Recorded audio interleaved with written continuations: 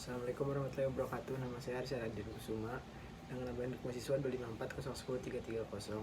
Hari ini saya akan menjelaskan tentang value chain menurut pengertian saya. Value chain adalah nilai adalah strategi dalam memandang bisnis yang dilihat sebagai rantai aktivitas yang mengubah input jadi output dan yang bernilai bagi pelanggan.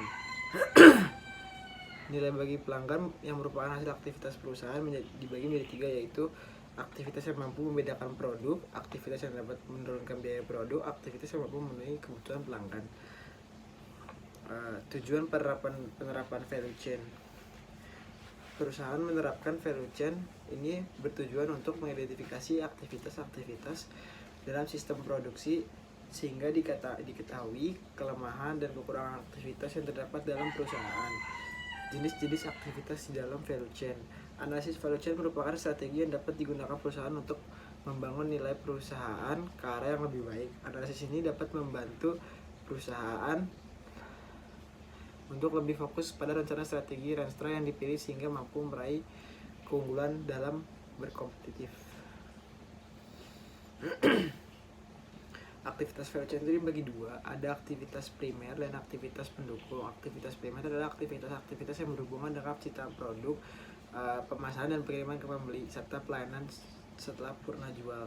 Aktivitas pendukung yaitu aktivitas yang membantu operasional perusahaan, kurang lebih bisa disebut sebagai sampingan dari usahanya.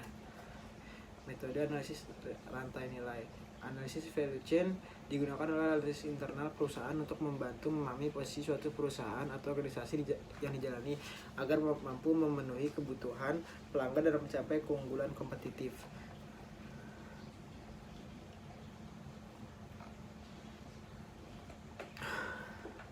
Berikut ini adalah contoh proses analisis value. Langkah awal dalam analisis rantai adalah membagi bisnis menjadi beberapa kelompok. Aktivitas yang terjadi dalam sebuah bisnis tersebut biasanya dengan mengelompokkan aktivitas atas proses tersebut ke dalam kategori aktivitas primer atau pendukung langkah. Ini juga disebut identifikasi aktivitas.